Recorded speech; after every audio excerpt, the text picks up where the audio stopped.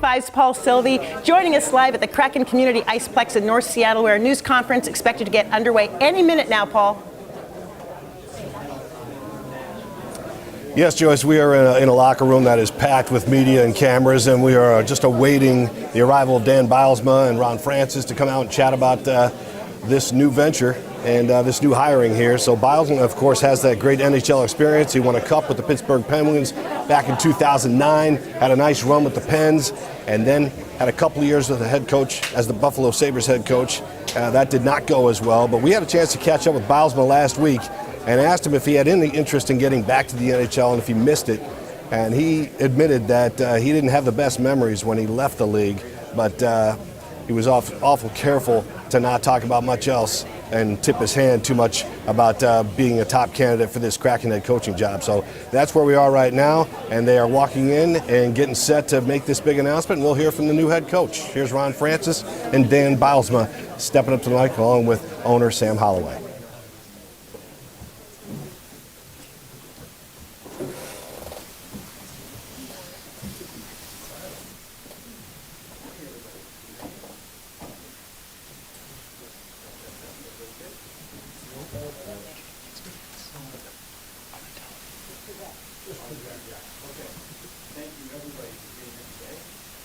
Those of us in the room today, and there's a lot of people, I think, watching online, welcome. This is a very, very exciting day for the Seattle Kraken. Joining us on stage are three individuals you're very familiar with. Samantha Holloway, Seattle Kraken owner, Dan Bylsma, our new head coach, and general manager Ron Francis. So the way we'll run things, everybody has a few opening remarks.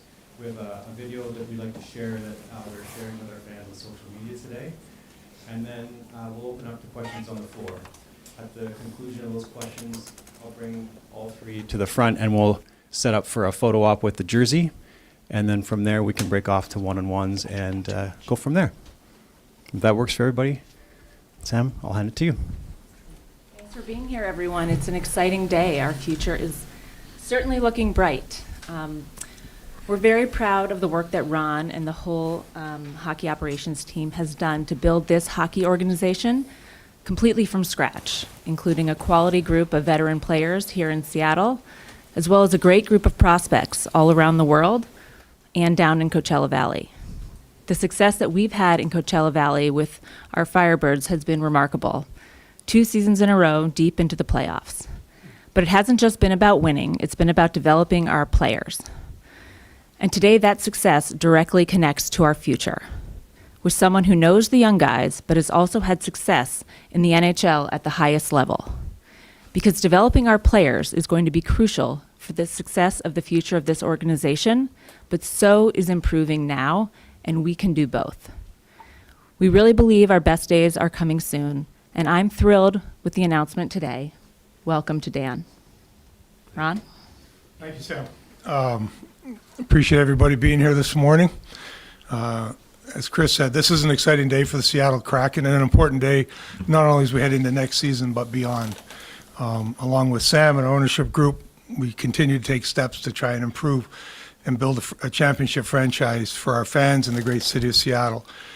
Obviously, a big part of that is hiring the right head coach, and we did a thorough search, interviewed a lot of quality candidates who I have a lot of respect for, and ultimately made the decision that Dan was the right guy to lead us. You look at his track record, he's won a Stanley Cup in Pittsburgh, he's won the Jack Adams Award for Coach of the Year in the NHL, he got the opportunity to coach the U.S. Olympic team, and most recently you look at what he's done in Coachella Valley the last couple of years for us.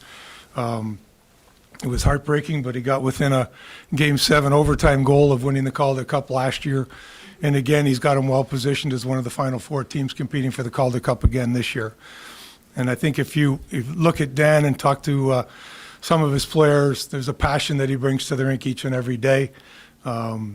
He works and strives to build relationships with his players, and yet he's still firm with them, but I would say fair in his approach to doing that. And those are all traits we thought were important as we move them here to Seattle and work with our players here with the Kraken. So before I introduce them, I'd like to show this video that our team put together.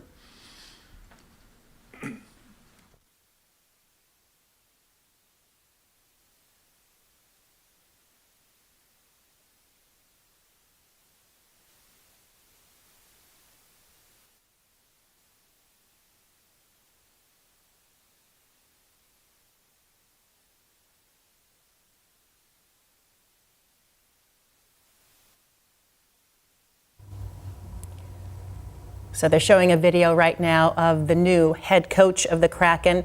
Unfortunately, we don't have the audio that goes along with this videotape, but you heard he has quite an extensive resume, having won the Stanley Cup with Pittsburgh and taken their minor league affiliate, the Coachella Valley Firebirds, deep through the playoffs and to the championship. So he is a great get with experience coming to the Kraken franchise. I want to welcome Dan and his wife, Mary Beth, who's in the room, to our organization. Dan, microphone's all yours. Thank you. Thank you. And being able to find a clip of me scoring a goal is evidence of the great work that's already happening here in Seattle. But on behalf of my family, my wife, Mary Beth, is in the back of the room joining us today, and my son, Brian. We're extremely excited and honored and privileged to be joining the Seattle Kraken organization, but this amazing city as well, and the amazing fan base that has already been established with the Kraken here in the first 3 years. To Samantha and the ownership group, I have had the opportunity to be here for the last 3 years in the organization, witness the passion and the vision that you've created, that the ownership group has created for this franchise, and I'm privileged that you believe that I'm the guy to join you in that journey, and so I'm thankful for that. Ron, I think coaching in the National Hockey League is an extreme honor and privilege, and it's a partnership with the organization and the GM, and I think over the last 3 years, I'm truly honored that you think I'm the guy to do that for you and your team, so thank you for that. And I think being in the organization for the last 3 years, I've been witness to the path of the organization's on, and the young players that are coming into the organization, and drafts that have happened. I think there's a lot of great players coming down the pipe. Coachella Valley with some of the players that we've developed there and have come on to the Kraken, but also with the veteran players that are here and assembled now. We have a great group of leaders. We have a great group of players, and I think they're a group that we can have a lot of success with down the road in building this championship organization. So thank you for all those. Thank you for that. And having said all that, it hangs in the balance that I still have some other things to do in Coachella Valley. So we got game 1 tomorrow. I'm looking very much forward to spending time with you here right now, but getting on the plane, getting back to Coachella Valley and get on with game 1. I think what we've built in Coachella Valley with the community and the fans and the team is a large part of me being here today. So I thank you to everyone in Coachella Valley, the ownership, the Troy Bodie, the management, the coaches, the players. We still got some work to do, so I'm going to get out of here immediately, right now, and go go there and start the playoff series against Milwaukee. So what we'll do, we'll go to the floor for questions. Just a few things to note. We are streaming live. We're on King 5 as well and on KGR Radio. So to help people tuning in, please wait for them. There's a microphone here somewhere, I believe. It's the one I'm holding. Okay. I'm going to hand it over, and then we'll go from there. Jen Mueller from Root Sports. Dan, we saw you smiling through that video. You've done just about everything in your career. What makes this opportunity special? You know what? I'm a pretty present and focused individual for the now and the moment, and that's all nice to see that stuff up there. But for the team, for the players, it's all about right now and this moment. And you know, I said I'm thankful for the opportunity for the moment to be now, and I think it's with good people and a good organization and with good players, and for me it was a great fit for this to be the next opportunity for me. Ron, Chris Francis from Cairo 7 News. What makes Dan, in terms of style of play on the ice, what we'll see on the ice next year, what makes Dan different than this system we had last year?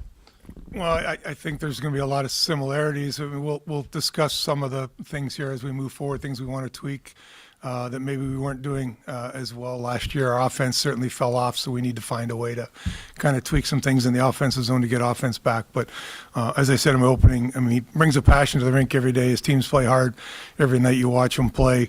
The thing that's been exciting for me is, you know, year one down there, we had an extremely veteran team, and they were still able to get to the Calder Cup finals. This year we transitioned over. We're no longer one of the older teams in the league. We're one of the younger teams in the league. A lot of young kids coming into our lineup, and yet they were still to get to the Final Four and hopefully beyond as they move forward here. But a lot of progress, not only from our veterans that have been there, but our young kids that have been there. And the Kraken fans saw a little bit of that in, you know, Ty Cartier coming up, Riker Evans coming up. They got a taste at the end of the year with Wright and Winterton and Morrison, and there's some other young players that have progressed as well. So I think the ability with our team, which has a mix of that, the veteran guys, the young guys that I mentioned, Matty also being a young guy, I think Dan's personality and style of how he coaches will mesh well with our locker room and help get the best out of our players. Como News here in town. Good to see you guys. And actually, a question for both of you. For Ron, Dan's experience with those young guys you just mentioned, how important was that as he went through the process? And then for Dan, the ability, the chance to continue that development with those guys as they more and more of them arrive here in Seattle. Yeah, obviously it's important. I don't want to slight. We got a team here that we're focused on. A lot of the younger kids were down there that he worked with, but I think just how he worked through both the veterans and the young kids, like I said, I think will bode well for our team here. But certainly, if you look down the road, and you know, we have a lot of good pieces coming, and Dan and his staff have showed that they can develop young players as well as veteran guys. So that's important in making this decision. Dan, Glenn Dreyfus from the Hockey News. For the record, you did score 19 Yes, thank you. NHL goals. I guess I shouldn't say thank you. That's highlighting that I didn't score very many, but Two things. One is, how are you coping with the 40-degree temperature change? actually, it's more my style than 115 degree. We like the warm weather, but I'm most comfortable in 65 and wearing a sweatshirt, and so we were more than happy to step off the plane yesterday and be greeted by this beautiful weather here in Seattle. And I heard you say recently, you were talking about how young players have changed from when you were a young player in the 90s. And you answered that it was more incumbent on coaches to change from the way they had been coaching. Why is that? I think let's go back a long time ago. As coaches or as players, we got told what to do and we received it. Anyway, we knew how to receive it, and I think today and my coaching style, it's about relationships. It's about getting on the same page with the player and the individual, and they're a part of it. They want to be a part of it. They want to have the discussion. They want to have a clear plan and message as to how they can get better and how they can improve and how the team can play and be successful. And so there's a much bigger onus on the coach to be able to establish relationships with not only each and every individual on the team, but also the team as a whole. And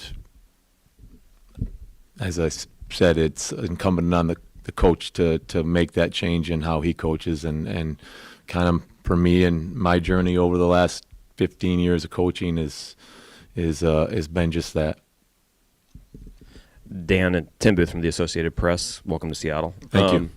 I'm wondering, it's been several years now since you've been behind an NHL bench running it. Was getting back to this point a goal of yours at some point in your career, or were you kind of not resigned but happy with the roles that you were taking on as an assistant or working in the minors?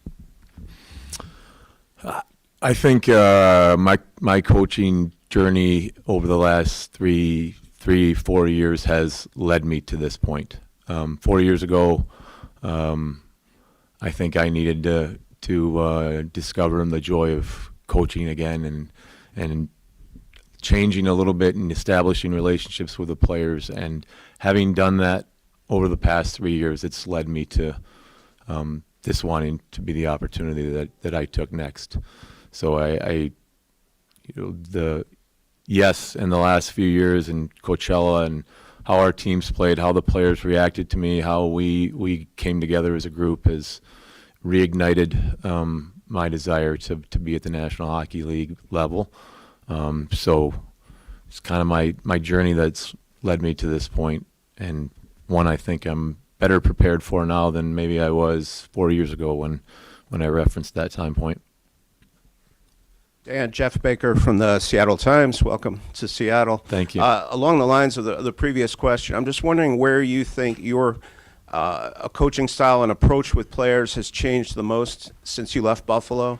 Let's say in terms of temperament, in terms of just your overall relationships.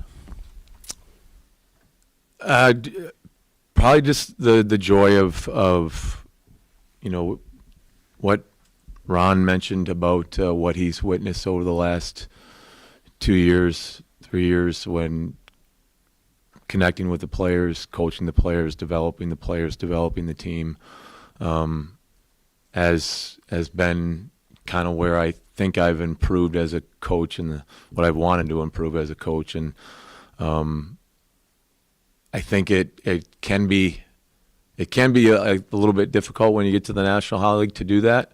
And this time around, it won't be. That's for sure. Ryan Clark, ESPN. Ron, for you, what was maybe different about this coaching search compared to the last coaching search you've had, as well as other coaching searches you've had? And Dan, for you, in terms of the patience you've had to show the last few years, what was maybe the most challenging part of that patience, or was there anything challenging about being this patient? Yeah, I mean, it's just different timeline, right? When last time we're starting up. There's a lot of things that you're factoring in, the expansion draft, moving everybody from wherever they are in the world to Seattle in 30 days and getting up and running. So a little bit different that run. We're more established now with not only our team here, our team in CV, the prospects in KC, which are in the finals now in the Allen Cup, which is exciting to see for those kids down there. But and as you know, as you look at all the prospects we have in the pipeline too. So it's a little different position where the organization is. Truth be told, I did interview Dan way back in the day when I was in Carolina. He didn't have interest in my job at that point. So our paths crossed again a few years ago with the opportunity in CV and, the willingness to take the job. The first year was not easy. It was in Charlotte. As an assistant coach, not a head coach, because we were sharing with Florida and it was their franchise, but his willingness to do that and then move to CV. We didn't play our first home game last season until December 18th, so a lot of things went into it. So those are all factors as I'm looking as in this search and some of the attributes that he had that put him at the front of the line. Seattle Times. I have a question for Samantha, actually. I'm curious, they say a coach is only as good as their players, and how would you describe the commitment level of the ownership group just to continue to bring in players to help Dan win in the short term, as well as you mentioned earlier, continuing to develop younger players as well? Yeah, I mean, there's lots of pieces to make this a successful team, and Ron and Dan are fully aware of that too, and Dan is one part of that. We have a great group of folks up here in Seattle already, but there's other pieces we need to add as well, right? So I think more than one thing can be true, and we're going to work on all the different areas to continue to improve now. Dan, you've talked about the importance of relationships. With this being the off season, I know some coaches go with letters, meetings, recommending books. How will you connect with your NHL roster going into next year? Well, I gonna be going immediately back to CV to get game one going underneath the way, but I will reach out to each and every one in due time.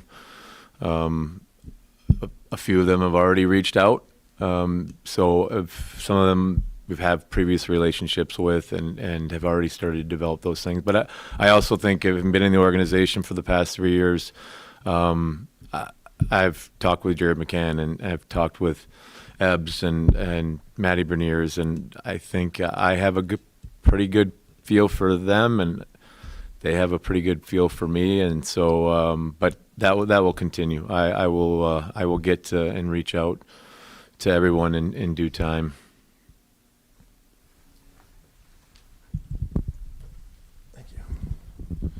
Disco, how are you? Good. Simmer, Rob Simpson. Took 11 minutes for Disco to come out.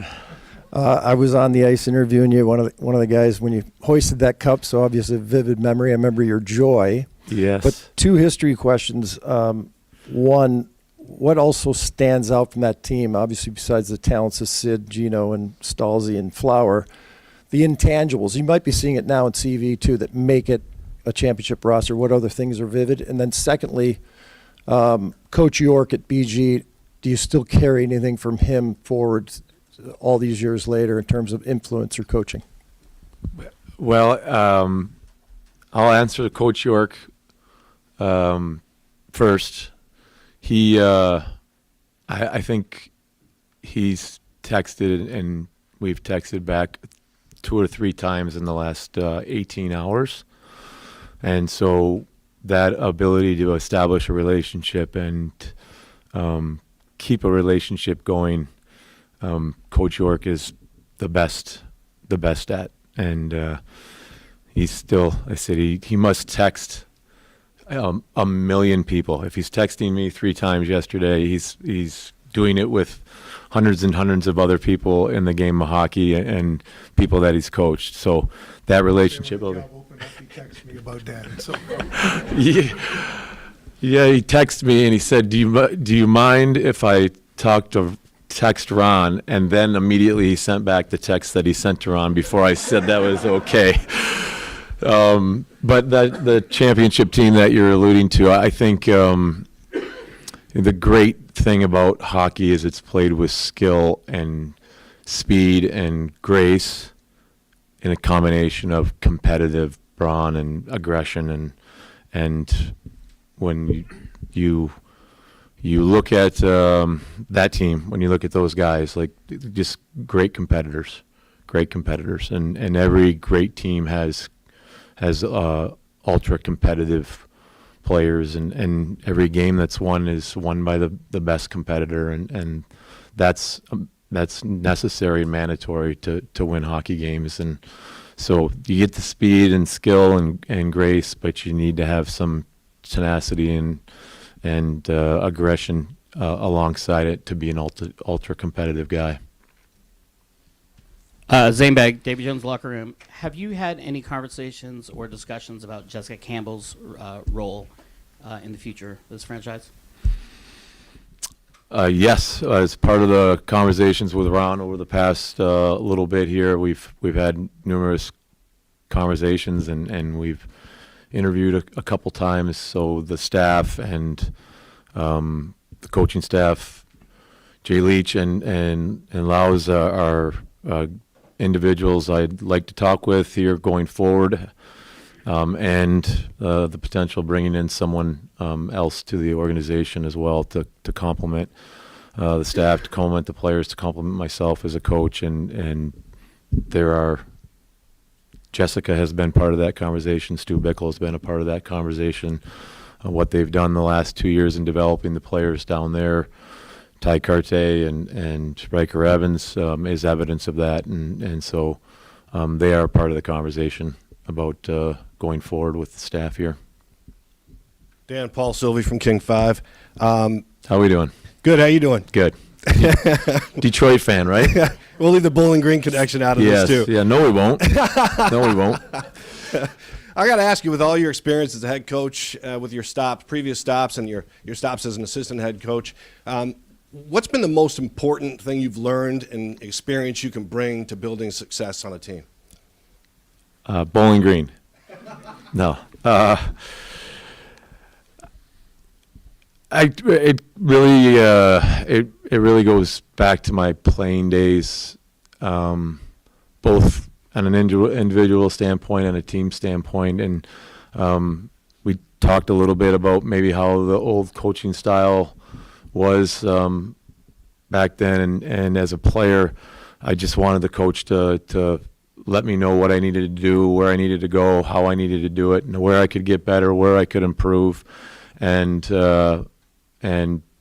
I would take it from there. And so all along as a player, I kind of knew I was going to be a coach someday, because that's how I wanted my coach to be to me. And so it goes back to establishing relationships with the players and having clear expectations, and that goes as individually and for the team. And that's kind of my coaching style now. It's going to be high energy, and it's going to be, they're not going to question my energy at all. And they don't need to question what I expect of them and what I expect of the team at all as well. And we're going to get in that process together, and it's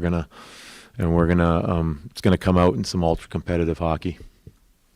Hey, Ron, Curtis Crabtree, Fox 13. Can you kind of walk us through the interview process that you had with the candidates you spoke to, how many you talked to, and kind of like what ultimately made the decision to land on Dan stand out from the other guys that you talked to throughout this? Yeah, so I mean, we start with a long list. Some of them we've interviewed, a few years ago, so make the decision whether we want to go down that road again or not. I'm not one for doing an interview unless I think it's a serious interview. We talked to probably 5 guys that I thought were serious contenders for the job. As I said in my opening, I have utmost respect for all of those gentlemen. There's a lot of good coaches out there. But as I said in my discussions when we had the conversations with Dan and watching him work in Coachella Valley the last couple of years, the relationships he had with his players, the effort he got each and every night from his players, the way his teams played, and having discussions with him and how he thought our franchise would be and moving forward and working with our players, it became clear that he was the guy that we wanted to lead us at this point. Darren Brown, Son of Hockey.